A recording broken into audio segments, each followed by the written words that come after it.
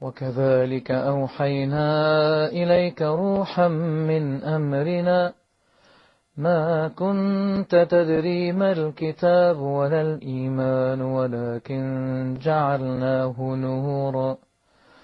ولكن جعلناه نورا نهدي به من نشاء من عبادنا وإنك لتهدي إلى صراط مستقيم صراط الله الذي له ما في السماوات وما في الأرض ألا إلى الله تصير الأمور.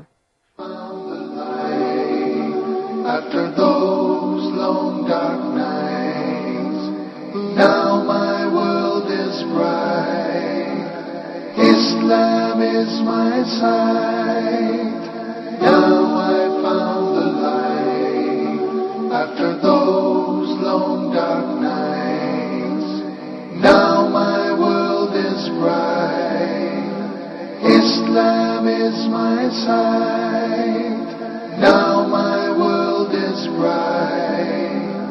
Islam is my sight. To all our viewers around the world, Assalamu alaikum wa rahmatullahi wa barakatuh, and welcome to this week's edition of The Straight Path. I'm your host, Fuad Muhammad. Well, tonight on The Straight Path, we are privileged to have a very special person with us, one that was born into a Christian family, all the way from Texas, America. He is now one of the biggest da'is, calling everyone actually who he meets to the word, to the truth, to Al-Islam. Who's the special guy? Sheikh Yusuf Estes. Assalamu alaikum, Sheikh, and welcome to the show. How are you? Alhamdulillah. I'm kind of surprised to be here tonight. We've been working with Huda making these TV shows, and for you to invite me on this program tonight was kind of a surprise to me. I didn't know that... Really? Well, actually, we have something bigger than that for you. Really? You want to make some more shows, right? Actually, bigger than that, Sheikh. You know, we've been working on that one called, it's called Beauties of Islam. Mm-hmm. The one is called Ramadan Reminders, and then we got the one called the Muslim Mailbox. But actually, Sheikh, we didn't call you here to talk about the shows. No? No. We want to know how a Christian preacher became a Muslim. Everybody asks me this story. You sure you want to hear this? Again. Again and again. Ever since 1991, so many people ask me this, I decided to put up a website on the internet that tells the story. Yeah, in the story on there, it's actually true. It's so true, but even now when I read it, I start crying. Because I remember how I used to be and how I am now, and I remember that man who helped me get to Islam. But I'm getting ahead of myself. If you want to know, I can tell you this story. It all started when my father told me that we're going to start doing business with a man who's from Egypt. Oh, really? I got excited. I said, okay, Egypt, that's the land of the pyramids and the Sphinx. You know, they call him Abu Hol. Yeah. And this is going to be like Nile River, and was that the Cleopatra? Yes. I said, I could just see business cards now with those pyramids on it, camels and all this kind of... And then my father, he says, and he's a Muslim. Muslim. I said, a what? He's Muslim? Oh. I was thinking, of all the things. I said, Dad, you know we can't do business with a Muslim? He said, why? I said, because my father knew these TV evangelists. Maybe you heard of some of them, like Jimmy Swaggart and Jerry Falwell and all these different guys. And he knew them. And the things that they said about Islam, the way that they used to put down Muslims in the Quran, and the horrible things that were being said. And by the way, not true, but I didn't know that. So I'm saying to my father, these guys are hijackers. They're kidnappers. They don't believe in God. They worship a black box in the desert. And they kiss the ground 5 times a day. So my daddy's saying, no, you got to meet this guy. He's really nice. We're going to do business with him. And I said, I'll meet him on one condition. He said, what is it? I said, we do it my way. He said, what's your way? I said, okay, I want to come from church. It's got to be on Sunday. And then what I'm going to do, I'm going to come to him. I'm going to stop and eat or nothing. Directly to him. And I will have my cross. I used to wear a cross on my belt loop. About that big. Okay? And I had a Bible that I carry under my arm all the time. and I have a cap on my head, and across the top of the cap it says, Jesus is Lord. And that's the way I want to meet this guy. Well, my dad said, okay, Sunday it is. Okay. We had a store in the mall in a place called Grand Prairie, Texas. And so in the store, we go to meet him on Sunday, Now, I was ready for this guy, and I imagined, what's this guy going to look like? He's going to be wearing one of those long white robes, and he's going to have a big outer garment thing, what they call a bisht over that, and he's going to have a turban on his head, and he's going to have an eyebrow that goes all the way across from one side to the other, a huge bushy beard that he'll have, and a big sword that he's going to be carrying. I think I was looking for somebody that's a cross between Attila the Hun and the Ayatollah Khomeini. I had no idea. So when my father took me in, I was nervous, Here, I'm going to meet this guy. Oh, he's going to be a Muslim. Oh, boy. But I'm going to hold the faith of Christianity high in front of this guy. We went in the door, And my father said, here he is. I said, where's the guy, And he brought him over, and I said, this? Because he wasn't wearing any clothes like I was thinking. He was wearing normal, everyday clothes, like you're wearing, And he didn't have even a beard. And he didn't have any hair. Actually, he's bald-headed. Oh, really? And I said, this man is... And he had something Egyptians have. Not all people in the world have this thing. Oh. But Egyptians have something very special What's called that? ibtisam. Ibtisam. Well, you know what is ibtisam? Smiling. Smile. It's a big, beautiful smile. And I couldn't help but be caught by this smile. And when I shook hands with him, I said, this is a nice guy. I don't know why, I just felt like he's a nice guy, Forgot everything about being Muslim. It just kind of went out the door just by meeting him. I like to mention this because I want Muslims to know that you need to get out and meet people more. Don't be so reserved. Don't be scared. Don't be afraid to be yourself. Yeah. Because when more people meet Muslims and know real Muslims, then they'll know that this baloney that's going on in the media is just that, a bunch of baloney. But anyway, I'll come back to the story because you asked me. Next thing, immediately after I meet him, hello, how are you? I said, do you believe in God? Just like that. He said, well, yes. I mean, God, though. Do you believe in God? He said, yes. I said, yeah, but the God of Adam. You know about Adam? Yes. Abraham. There's a funny story about this, but I'll tell you later about Abraham. There's something very key about this. Okay. He said, yes. I said, Moses. He said, yes. David, Solomon, yes. So you believe in all those? Oh, okay. You believe in the Bible? He said, yes. You believe in the Old Testament, though? Yes. But you don't believe in the New Testament? He said, yes. Too many yes. I'm going, what? How? I said, yeah, but you don't believe in Jesus. He said, yes. I'm going, what? That's not what we heard. I did not hear it that way. I said, yes, but you don't believe he is the Christ, the Messiah. He said, yes. I'm going, wait a minute. But you don't believe he's with God. He's going to come back in the last days. He said, yes. I said, this guy's going to be easy. I can convert this guy. Immediately, I took him out to have a cup of tea. And we sat together in a little cafe right by my dad's shop. I remember reading that on that I was actually... why did you take him out for that cup of coffee after you met him? Because I was going to convert him. That was it. This was the yes guy. Right there the first day. I said, wouldn't that be something? I can convert him on the first day. Wow. I was ready. You had ambitions. I mean, that boy, I'm going to get him now. So I started talking about Abraham.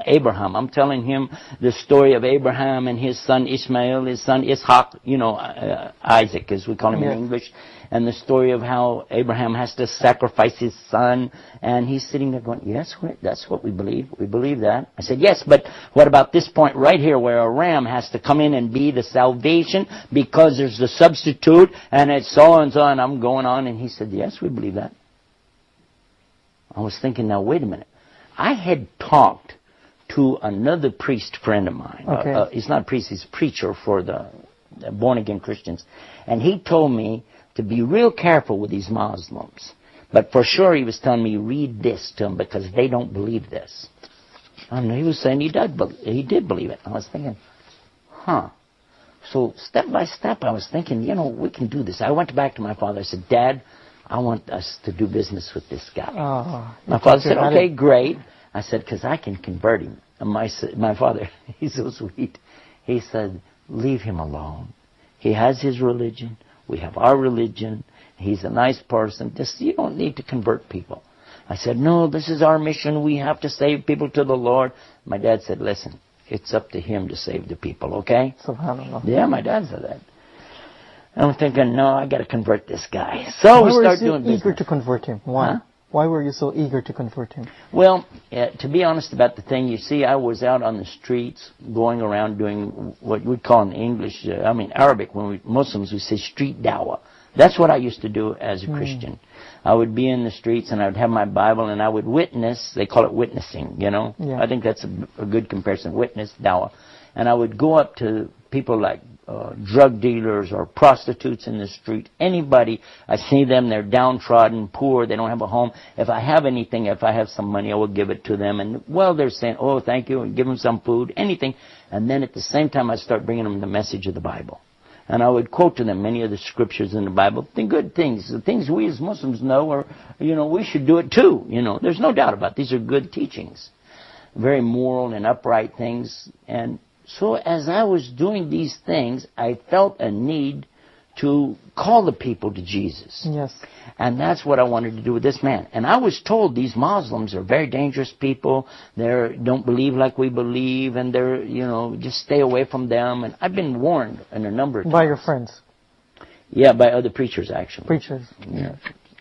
So then the next thing that happens, we start traveling together. This gentleman from Egypt, I can't remember the name of the city he's from, but anyway. So as we're traveling together, working together, I watched his character and I thought, wow. Every time it was time for him to do what he calls salah. Salah means like the connection between you and Allah. And it doesn't really mean prayer. It's bigger than that, but you know that. Anyway, so he would stop. Whatever we're doing, he'd say, excuse me for a few minutes. And I would watch him. And we're doing business. We're trying to do this. Here he goes. Walk over there and you'd see him and bowing and putting his head on the ground. And in the moment he would put his head on the ground, I'd say, look at this. This is so unbelievable. A human being, a strong man, who's willing to humble himself to put his head in the dirt in front of his Lord. This is an amazing religion. If you can get a human being to humble themselves like that in front of God, like this, and fasting, not eating, not drinking during the daylight hours, I didn't imagine to see something like this. And then, on top of that, here is a man who had some moral teachings about him that, and I can't even describe it even now, but I'll give you an example and let you think about this. Watch this. One day, I had two little daughters, one about this big and one a little bit bigger than that, I guess, you know. And so to the older of the two, she's about 5 or 6, I guess, he says to her, would you like to borrow $1? And I thought, borrow $1? What's that? You want to give a kid $1? Give him $1. What's this borrow $1 thing? 5 years old she was at Yeah. So he gave her the $1 and I told him thank you for that. I was thinking, because in Texas we actually say, hey, can I borrow $1? Borrow $10, borrow $20. We don't mean we're going to ever pay it back, by the way. That's the kind of borrowing we're talking about. A few days later, he asked her if she had any money. She had like 4 quarters, something like that. And he said, okay, give it back. This is the $1 you owe me. And I thought, oh, how tacky. Who's this man, you know? And I asked him, I said, what's that? He said, well, do you remember another time that I borrowed $1 from her and I paid her back? I did remember that. Yeah, one time he asked her for $1 and I thought that was tacky. But then he gave it back and now he's asking her to pay it back. And I'm asking him, what's this about? He said, it's training the children to learn the responsibility of the value of the money and the value of your word and how you live up to what you say you're going to do. He said, and it was less than 2 days, because children's memory wouldn't last that long. But within 2 days, you know, he did this. And I realized that this is a huge teaching in business. And he said, and another point is, it must never be more than the original amount. Because no riba in Islam. There's no usury, no interest. I thought, wow. I said, let me watch this guy a little bit more, you know. Step by step, I watched his character. And then one time we would go to these like flea markets and things like that, put out these tables with stuff. I get a lot of stuff that is outdated merchandise. The dates on it are so close, no store would sell it because it's going to expire. In the United States, it's a big deal, you know. So if the date's going to expire within 2 or 3 days, nobody would want it, you know. But you could sell it at the flea market. And it's what we had. So I have the table lined out with stuff, you know. A lady came and she started to buy some things. And he reached under the table and was giving her things from under the table. I said, what are you doing? He said, I'm giving her this. I said, look, this has got 4 or 5 more days than this. Give her this stuff. He said, I can't do that. It's not my religion. I said, what? He said, this stuff here has only got 1 day left. Now, this stuff here has more days. I said, but that's why we put it up there. He said, that's not for me, okay? He said, you can do it. I don't want to do that. I said, okay, do whatever you want to do, you know. He was an amazing man. And I kept thinking, you know, if we get this guy in Christianity, we're going to make him a saint right away. Maybe even an angel. You still wanted to convert him? Huh? You still wanted to convert him all the way? Of course! What part of the story are you missing here? Hello? That's my goal. I haven't thought about anything else. So then, another strange thing happened. My friend, the other preacher, he used to carry this big cross. He would bolt it together. It was about 14 foot long. And he would carry that big cross and walk down the street. And when the reporters, journalists, TV people would come out and ask him questions, and he'd be telling them about the Lord, and he'd give out these pamphlets he had and collect donations. And so, and this was really funny because he had a heart attack. Now, it's not funny to have a heart attack, but it was what happened next. I would go visit him every day in the hospital. And while I was in the hospital with him, another man was in the room with him in a wheelchair. So I go over to this other gentleman and I start witnessing to him. And I've got a Bible under my arm and I got my cross with me. I got my hat. Jesus is Lord. And I'm telling this other man in the wheelchair about Jesus loves you, about the Bible. And I asked him, where are you from? He said, I'm from Venus. I'm going, Venus? Venus, Texas? He said, no, the planet. I'm going, oh, he's crazy. I thought this was a cardiac ward. Maybe it's a nut ward, you know. It turns out, though, that he had been very depressed. And this heart attack had really hurt him, you know. And not just physically, but, you know, mentally and things because he couldn't do what he wanted to do in life. Sheikh, can you stick a point there? We just want someone to meet you, actually. Can you please come? Assalamu alaikum. Wa alaikum Sheikh salam. Yusuf. Assalamu alaikum wa rahmatullah. Wa alaikum salam. This is Mr. Ahmed Fahmi, or regional wanted to director. greet you. You're the regional manager for How are you? Huda TV. Nice having you with us, man. By the way, I got you a surprise. Yeah? Yeah. Guess. Surprise. Guess I don't know, some more programs? Just hold on. What? 1 second. He's the regional... Manager, regional director of Huda, yeah. Yeah, in Cairo. Here we go. Do you know this guy? Muhammad? السلام عليكم ورحمة الله حبيبي شيخ يوسف. Oh my gosh. Unbelievable. How are you, brother?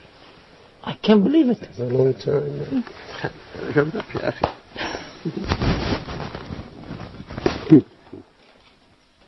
How are you, man?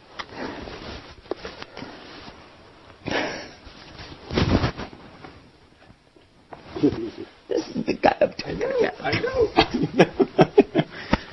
Okay. Surprise, huh? Take your When did seat you guys do this? so he can join the show. Is this a real show? Are we already on TV? Yes, we are. Sheikh Yusuf, just I gotta go. Yes, Bismillah. Right, continue the show. Yeah. Would you like to tell the viewers who this guy really is? Have a seat. It's been a long time. How are you? Alhamdulillah. How about you? I'm talking about you. I'm sitting here. You know that. It's been here. Have you been here listening to this? I've been just trying to make a surprise for you. I know you were here I'm surprised. in Egypt. I'm surprised. For sure. Alhamdulillah. I'm glad to see you in a good health and talking about me too. Is this really, we're still broadcasting this? Yes, we are. Okay. All of this is on camera. Because otherwise I want to just take him and we're going to go out and... This is Muhammad Abdurrahman. This is the man I'm telling you about. This is MashaAllah. Allah يحييك Sheikh Yusuf. this is the light for Islam to me. Allah يبارك فيك. Wallahi, I am so impressed of what I hear always about you and what I watch on the TV. May Allah reward you for your efforts and your strength in keeping your path like this for 17 years now. Every time I tell the story and I think about you, Allah يخليك Sheikh Yusuf. I thank Allah so much that He sent somebody like this man. Why? I don't want to talk about you in front of your face. This is embarrassing. No, I hear. But this man, if Allah would have sent anybody else, I would not have listened to them. Subhanallah. Why? Why? Because you remember I was just telling about the priest and the one in the wheelchair. I was just telling you the story. This man was in a wheelchair, and it turned out he was a Catholic priest. Okay. So when I was witnessing to him, he said, okay, I want to confess something to you. And I said, don't confess to me, I'm not a priest. I'm not even a Catholic. He said, I know that. I am a Catholic, I am a priest. Okay. And I was shocked. You remember? Yeah, I remember. Father Peter Jacobs. Peter Jacobs, yeah. I remember him very well, yeah. When he got out of the hospital, I asked him to come and live in the house with us. And in the meantime, we brought Muhammad to live in the house with us. We had a big house out in the country. Okay. We called it the ranch. Okay. Yeah. And this You time you remember were the new in ranch? America. Midlothian, huh? This time you were new in America. Yeah, less than 1 year. Less than 1 year. Yeah. Sometimes he would say words, I didn't have a clue what he was saying, but he'd be smiling, I'd be going, yeah, I guess. You know, he was still getting his English together. Oh my God. You're Texan. Oh, and then what happened? Yeah, I don't know if I can remember what we're doing even here now. This is shocking me. Okay, you met the guy in the hospital. Oh, yeah. He said he's from Venus. Yeah, well, that's what happened. After I found out he was a Catholic priest, I realized that, he didn't like me coming and preaching to him as a Protestant Christian, Anyway, when he came to live with us, I was telling him about this guy is a Muslim living with us. Let's convert him. He's telling me, actually, as a Catholic priest, we had to study Islam. I know about Islam. I said, you do? He said, yes, it's a very important religion, and it has this and this. He's known the 5 points of Islam, the pillars. Yes. Believing in Allah and His Messenger and performing the salah, the prayers, fasting Ramadan and paying zakah, the charity, and also making pilgrimage. He knew all about these things. So then we would sit around the table at night. Now here's what we do. Clear off the table after the food. And then nonchalantly, let's just discuss the Bible in front of our Muslim friend. So I bring out the Revised Standard Version of the Bible. My father brings out the King James Version of the Bible. Different version. My wife had she had the Jimmy Swaggart's Good News for Modern Man. Sure. And then the Catholic priest has a totally different Bible. Because these books are all 66 books each, okay? But the Catholic version, which is much older, in fact, the Christian Protestant Bible comes from the Catholic Bible. But the Catholic Bible has 73 books. What happened to the other 7 books? Nobody knows. Anyway, here we are. We're talking about which book. No, my book. No. And my book says in it that the Malik James, the King James Version, is having grave defects. It needs to be retranslated. And my father's saying, no, this one, no, that one, so and so. And finally, I'm embarrassed because we're arguing in front of him. I said, okay, but just change the subject. How many versions of that Koran thing do you have? Yeah. Okay. Let's take the answer from him after we take this short break. Stay tuned, viewers, as we speak to Sheikh Yusuf Estes and the person who gave him Shahada, Brother Muhammad Abdul Rahman, after the break. Stay tuned. Now my world is bright. Islam is my sight. Now my world is bright. Islam is my sight. Assalamu alaikum wa rahmatullahi wa barakatuh, and welcome back to the Straight Path. We're talking to Sheikh Yusuf Estes and his journey to the Straight Path, along with the brother who gave him Shahada, Brother Muhammad Abdul Rahman. Welcome again to the show, Sheikh. مرحبا Sheikh Yusuf. So we were talking about 5 of you on Brother Muhammad. Yeah, I think probably we should let the people know. This is live, yeah? Of course. So you have call-ins, right? Yep. Okay, well, we should probably let the people know then that we're going to hold up any calls Okay. until after we complete this story. I think it's better. What do you think? Of course. I'm not trying to tell you how to run the show, but it just, you know. So the next thing that happens, you see, after the Bible Quran thing, because he says the Quran only has one version. Yep. And there we are. We're here with all these different versions of Bibles. He's saying Quran is only in Arabic anyway. You can have all the versions you want in translation, and they're not Quran. None of us would ever consider somebody gives you a Islamic ruling from a translation of Yusuf Ali. No way. Would never accept that, right? I agree. But if you look in the Quran and you see something clearly said, this is haram, this is halal, permitted, or something is forbidden, okay, then that's fine. So he's saying there's only one version of Quran, it's in Arabic language. And I felt like, okay, that was a dumb argument. I wish I had never brought that one up. So the next time we're sitting around, okay, let's go this way. I have another idea. Okay. In the meantime, my preacher friend has already told me, I talked to him on the phone, I went to his house, he said, stay away from that Muslim. Stay away from them, and whatever you do, if he brings that book, that Quran book, don't touch it. Mm-hmm. Don't read it. You had any idea they were planning this? No, at all. Conniving and planning is what we were doing. How to convert this Muslim to Christian. Allah, this is the first time I know that now. You didn't hear that? But you had in any part of the meeting Sheikh Yusuf back then, you had any intention to convert him as well? No, it was just a business deal. That's all. Then it turned to be what happened. But originally it was just A business simple deal as business far deal as for you. concerned on my part. Subhanallah. So now the next thing I was thinking about, okay, let's go another route. So we clear the table after another meal on another night. This time, let's talk about God. We believe in God, the real God, the God of Adam and Abraham. And he's going, yeah, just like he'd said before. And then he asked me, how do you explain Trinity? Because I said, God is one. And he said, this is what we believe. He said, and that's it. We don't have anything more than that. But you have a Trinity, so how do you explain it? So I had this idea. I'm going to explain. You remember the apple, tufah? Yeah. The apple has the skin on the outside. Yeah. It has the white meat inside, and inside of that are the seeds. Sure. So these 3 things make one apple. 3 things make one God. Father, Son, Holy Ghost. And then he said, how many seeds are in there? Yeah. I remember.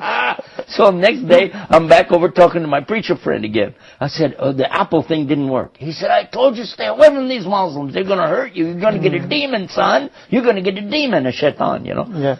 So I said, no, come on, man. Give me another. He said, use the babe, egg. Tell him about, I said, okay, egg. So next time I'm telling him, the egg, it has the white shell. Inside the shell is the white of the, and then inside of that is the yolk. Yeah. 3 things, 1 egg. Got him here. Got him. No, he said, what if it's a double yolk?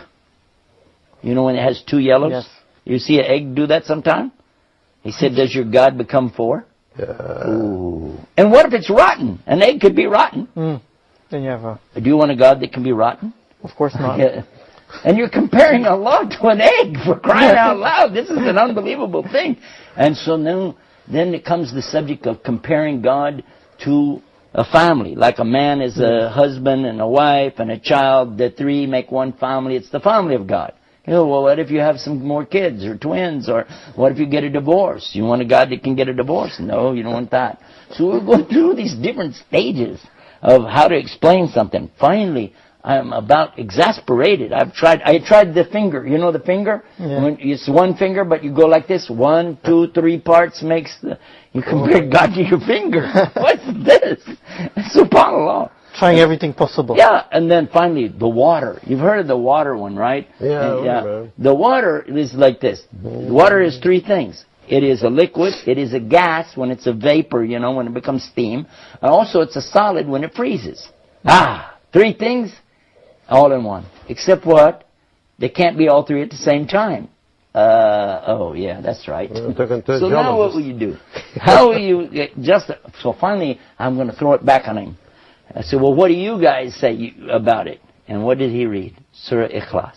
أعوذ بالله من الشيطان الرجيم بسم الله الرحمن الرحيم قل هو الله أحد الله الصمد لم يلد ولم يولد ولم يكن له كفوا أحد. Now, the meaning, when he explained the meaning, this is what got me. But while he was saying it, we were in the car. Yes, I remember. And you were reciting, and I told you, stop, read it again, say it again. You said, why? You don't know the Arabic. I said, no, something is beautiful. I don't know what you started said. crying, you know Arabic. I remember that. Many times I saw other people like me who they hear the Arabic in the Quran. They don't know Arabic, but they start to cry because it's Allah's speech. And when the heart is real and sincere, it recognizes Allah's speech. Subhanallah. It does. The heart does, yeah. It's not a joke. Now, if somebody's a non-believer, won't believe that anyway, so who cares? But if somebody believes, they will recognize this Quran, this speech of Allah.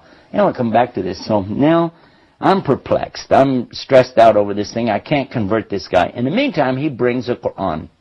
That big, remember the big Yusuf Ali translation? Arlington Mosque, yes, sir. He got it from the mosque. Arlington Mosque, yeah. Yeah, and he brought it, and he set it on top of the counter in my dad's store. It was set up there. And I'd look at it, and he said, do you want, I said, no, that's okay, you know. And when he wasn't looking, you see, I went over and I looked at it, and I remember my friend's warning, don't read that book. So I said this little prayer in my heart before I touched it. Oh God, protect me from any evil while I read this book. Now, any Muslim knows that that's exactly what we always say anytime we go to the Quran. Every Muslim does that. A'udhu billahi minash shaitani rajim. I seek refuge with Allah from the cursed devil. And then we begin to read the book. Exactly. I didn't even know I was doing the right thing. I opened it up. And what I read? Surah Fatiha. Subhanallah. Anybody that knows Surah Fatiha, they knows this, how beautiful it is. It says, Bismillahir Rahmanir Rahim, Alhamdulillahi Rabbil Alameen, Ar-Rahmanir Rahim, Maliki Yawmiddin. Iyaka nabudu wa iyaka nasta'in. Ihdina siratal mustaqim, siratal ladina an'amta alayhim, ghayril maghdubi alayhim, waladhdallin. And this man sitting right here is the one who taught me how to recite that. I remember the first day. I remember the first day when you said, would you like to learn how to do this? And you were teaching us Bismi, Bismi, Bismi. And we were saying Bazmi? No, Bismi. Bozmi? No, Bismi, Bismi, Bismillah, Bismiwa, Bismillah, Bismillah. And finally we got Bismillahir Rahmanir Rahim. I said, wow, that's good. He said, no, that's just the first part. But it said Bismillahir Rahmanir Rahim, Alhamdulillah Rabbil Alameen. It took us like 2 days to get that. Wow. Yeah, I remember that. But we were so excited hundreds of times until in Arabic, and he's a Texan, you know. Careful, don't mess with Texas. No, I'm not messing with it. Because I am one of them, so I can mess with them. The next thing that happens, though, the Catholic priest, he asked Muhammad, can I go to your church? Meaning the masjid. He went with you. You remember that? Yep. And they were having all this business going on and so-and-so in the mosque at that time. So, the Muslims are the biggest enemy to Islam in America. But that's another story. Very tough period, yeah. Yeah. So, but when you brought Peter back, Father Peter Jacobs, when he came back to the house, do you know what we did? My wife and I took him aside and we said, what did they do in there? Did they like slaughter any animals? Did they make any bombs? What were they doing? He said, no, they came and they stood and they were bowing, prostrating on the ground, sitting, and then they left. I said, that's it? He said, that's it. Salatul Subh. They just came and prayed and left. That was it. So I said, And all this time you had no idea. No, that they are doing something in my, behind me. but in the same time, I started feeling motivated to explain Islam to these guys. They had so many questions. Okay. So that meant something to me. Okay, so you're starting now. It's not just a business deal now. I give it more. No, it's not only a business, just business anymore. It became just something else together with the business. What was the point? changing that intention that you really wanted to tell them about Islam? Well, every time we want to just close that file of religious debates and comparisons and all this stuff, which sometimes never ends and might create problems and difficulties and hardships, even amongst the good people if they are ignorant. I notice that these people are not ignorant. They have a lot of knowledge in the area of religions. Mm-hmm. So actually it became a matter of the picture of Islam in their eyes. They're talking so much about it. And then I had to just start getting them the right picture. SubhanAllah. And you just become clear. MashaAllah, you did an excellent job. Allah is a shit. So, okay, go ahead, sir. Well, I was just thinking that when we took that priest aside and we were asking him, what do they do, what do they do? And he was telling me, nothing, they just prayed. And I said, what kind of music did they have? And he said, they didn't have any music. I said, like, remember, I'm a music minister. That's my job in the church. I said, how can you worship God without music? So, I didn't know anything about Islam. Really, I didn't. I thought I knew something. I didn't know anything. But then, you know, we started all thinking and asking. As he said, we asked a lot of questions. And we weren't trying to debate anymore. We were just trying to learn. What does Islam say about this? What does it say about the man and a woman's relationships? What does it say about fathers and sons and daughters? About adoption. Once they said that they had an adoption story. So many things. But then the Catholic priest asked you again to go the next week. Right. Yeah. This time they didn't come home until very late at night. And when they came home, here the priest, he got out of the car. You got out. I recognized you right away. But who is this guy with you? Because he was wearing a long white dress. He had a pillbox cap on his head. I said, what did you do? Did you become a Muslim? Yeah, no, and he said, Ashhadu an la ilaha illallah, Ashhadu Muhammad Rasulullah. So look at this. A Catholic priest becomes a Muslim. Now here I am telling my wife about this at night. We were just about to go to bed. Yeah. I was all excited. I was, and I'm telling her, look, this Catholic priest became a Muslim. What are you thinking about Allah, the Quran, so and so? She said, I want a divorce. I said, huh? She said, I want a divorce. I said, why? She said, a Muslim can't be married to a Christian. I want a divorce. I said, wait a minute.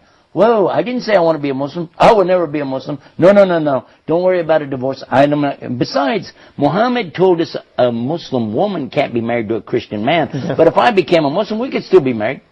It's the Muslim woman that can't be married to the Christian man. She said, that's exactly what I'm talking about. I want to be a Muslim. I said, what? I wasn't ready for that. And then I said, wait a minute. Hold on, there's good news here. Because I really did like Islam. I didn't know how to tell anybody. I wanted to say, I couldn't. So I said, okay, I too wish to be a Muslim. That's the good news. I'll be a Muslim too. She said, I don't believe you. I said, no, I'm telling the truth. She said, no, you're a liar. I said, I'm not lying, I'm telling the truth. She said, you're either a liar right now, or you were a liar 5 minutes ago when you said you didn't want to be a Muslim. Either way, you're a liar. I was shocked. I said, what am I going to do? So I went downstairs. Actually, she was throwing me out of the house. And I was thinking, how did she throw me out of my father's house? I went down and I woke you up. Oh, she was throwing you out of the house? She was, yeah. Wow. And I went down and got you. That's when we walked around that night. Yes. Walked all of those back roads, all through Midlothian. You remember? Yeah, until the sun started coming up. And I'm asking him a million questions. And finally he said it like this. He said, it was a beautiful thing he said. It's not between you and me anymore. It's not between you and your father. My father was a minister, by the way. He said, it's not between you and your wife. This is between you and your Lord. You need to go talk to him. And he let me go. And he went off to pray Fajr. And I went off and I put my head on the ground in the same direction I'd seen him do that. And I said, let me do what he did. And with my head on the ground, I said these words, oh God, guide me. And when I lifted up my head, I knew I need to be a Muslim. I went in the house. I went upstairs. I made a shower. I came down, and in front of this man right here, and that Catholic priest, I made my shahada. I said, Ashhadu an la ilaha illallah, Ashhadu an Muhammad Rasulullah. A few minutes later, my wife comes down with hijab on her, and she did the same thing. Subhanallah. She made her, and a couple months later, my dad accepted Islam. And before she died, my stepmother accepted Islam. And my children grew up as Muslims. So this one man right here, wallah, may Allah accept it from him. Allah accept from him. Okay, I have a question for you, brother. Responsible for all of us. Actually, the telephone was going crazy, so we have to take some calls now. We have Brother Mahmoud from Egypt. Assalamu alaikum, Brother Mahmoud. Go ahead. وعليكم السلام ورحمة الله وبركاته. وعليكم السلام. All Sheikh Yusuf, Sheikh Muhammad, جزاكم الله خير. I'll be quick as possible to let people the chance. I want something that I want your opinion about. I have someone who is Catholic from Memphis, USA. I just had a small story with him. He just asked me once on the internet. He asked me if I'm a Muslim, and I said yes. He asked me a strange question. He asked, when you take over the world, can I still be Christian and pay jizya? And I told him, why do you say that? Because he said, because I know this is the fastest growing religion, and you're all going to take over the world. So I kept back with this guy, and I showed him few of your material in your website about Islam being the same message Jesus had, and he finally admitted that Jesus is the prophet and that Allah is one, alhamdulillah. But when I talk to him about Islam, he hesitates and say that he needs more time. And it's over a month now. I don't know what next step to do with him. And so if you may give... Okay, got the point, Brother Mahmoud. That was Brother Mahmoud from Egypt. Just before we take his question, when he and his wife took Shahada in front of you, what was that feeling like? I was expecting it. You were? It came gradually in every day sunrise. Subhanallah. Whenever I will pray, finish the prayer, look at their faces changing, looking at many questions about why do you go towards Mecca, as if a business of a person who wants to get involved, just asking about the details. I'm saying that for the first time in front of you, but that I had my own feelings as well. I didn't know that. My impressions, yes, I'm saying that for the first time. But I noticed for a period of time before you take Shahada, that thing was going to happen. You did? Yes, sir. One time I caught this man in the night. I caught him in the night, and I saw him praying, so I asked him the next day, because I came downstairs for something. So the next day I asked him, I said, I thought you guys only pray 5 times a day. He said, yeah. I said, okay, but you were praying in the middle of the night. This man, I'm sorry to expose this to the people. Sorry. But he's doing the Qiyamul Layl. And then later I find that this is how, if you want to see, I'm going to give the advice to our brother who just asked, Mahmoud just asked the question, and the answer is, if you really want to see people enter Islam, you sacrifice to Allah by what? Give dawah in the day, but give dua in the night. Get up and cry to Allah. Oh Allah, guide these people. Allah, guide these people. Allah, you're the only one that guides. Guide them. And wallah, this man, wallah, I love you so much. Okay, we have another telephone call, Sheikh. Brother Fasir from KSA. Assalamu alaikum. Assalamu alaikum, Sheikh Estes. Wa alaikum salam. Sheikh, from the time you have become a Muslim and till now, you have been doing dawah and converting people to Islam. So I want to know, how do you change the radical image of Islam that the Americans have in their mind? Can you please clarify that for me? And I've always watched your lectures in India that you delivered on Peace TV. She's going to try to advertise another TV show on our show. Whoa! Huda TV, Peace TV. Okay, good news is, by the way, we all love each other and we're all working for the same God. Alhamdulillah. Yeah, so she was asking, how do you see the Muslims in America? Well, I think it's only fair to finish Mahmoud's answer about the Catholic person who's with him. First of all, you said he's been for a month. This man was patient with me for more than 3 months. But look at the reward he gets. He gets the whole entire family and all of us giving dawah. Who knows how many thousands of people entered Islam and all waiting for you on the day of judgment. So, alhamdulillah. I think we have another telephone call. Go ahead. Yes. Yes, Assalamu alaikum. Wa alaikum salam. Yes, I'd like to add some points here. Go ahead. I think we just lost that caller. I think so. Subhanallah.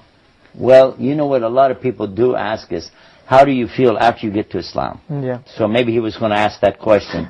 And one of the things I will tell you is that when you come into Islam, everything is new, it's strange to you, and you're trying to adjust, you're trying to work your way around. That's another thing that Muhammad was aware of, and he was trying to help us adjust slowly, take it step by step, and learn as I was saying, he was teaching us slowly how to say the Fatiha, slowly about hijab, slowly about things. Take it as you can. And he never told us you have to do this, you can't do that. Circumcision is a subject that comes up. He didn't go into any of these subjects. Just take it slowly and understand what do you call it? Aqidah. Yes. The correct belief in Islam. Okay, we have Ihsan from the Kingdom of Saudi Arabia. Go ahead. Assalamu alaikum. Wa alaikum salam. Wa alaikum salam. Hello. Hello?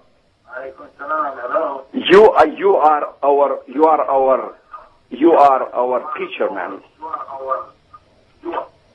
Yeah, the problem is he's got his... I think, can you please lower the volume on your TV set? Yeah, when you guys call him, be sure and you have to turn off the volume of your set. أيوة يا أخي السلام عليكم. السلام عليكم ورحمة الله وبركاته. Allah Azza wa Jal has made you, inshallah, a very rich person on the day of judgment, inshallah. جزاك الله ألف خير. And Brother Yusuf Estes, Allahu Akbar, may Allah increase the number of Brother Yusuf Estes in all over the world. Allahumma ameen. Ameen. I mean, when you were in Dammam, Brother Yusuf Estes, last 2 weeks before, I had the chance to listen to your talk. The reality of Islam. Subhanallah. Allah bless you, brother. Allah increase your capabilities. Allah increase your capabilities. Allah increase your capabilities tremendously. Allahumma salli ala Muhammad wa barik wa sallim. It's over. Salam. Jazakallah khair, Brother Ihsan there from the Kingdom of Saudi Arabia. We're in the last minute of the show. Quickly, Brother Muhammad, yes, sir. How do you feel seeing Sheikh Yusuf Estes as he is after so many years? Wallahi, I feel so much fortunate to have that thing happening to me like this and to that scale. Of course, I was so happy when he embraced Islam with the family. Nobody can deny that. It's very good. But what I never expected is that he would go through all this boom in da'wah. I didn't say that to him before, sorry for saying that, but he did. I was, of course, watching and tracing. We were in touch. After he became a Muslim, I moved to Houston, Texas, from our area, Dallas, and then we split. Yeah. But by phone and all this stuff, we were. But now he went beyond what I thought he would, to be honest with you. Okay. I hear his news in wherever he goes and the number of people. So I see him like a rizq for me. SubhanAllah. My director is telling me that I'm out of time. Sheikh Yusuf Estes, Jazakallah khair for being with us. Maybe we'll do some more show for you. Of course, inshallah. Maybe next week. Okay, I'll tell you what, let's do that. Are you busy next week? We can do what day? Well, I'll be more than glad to. Perfect. Okay. Okay. Thank you very much, Sheikh Yusuf Estes. Thank you very much, Brother Abdurrahman. For the viewers, that is Straight Path for this week. Thank you very much. Hope you enjoyed the show. Until next time, Assalamu alaikum wa rahmatullahi wa barakatuh. After those long dark nights, now my world is bright. Islam is my sight. Now I found the light. After those long dark nights, now my world is bright. Islam is my sight. Now my world is bright. Islam is my sight.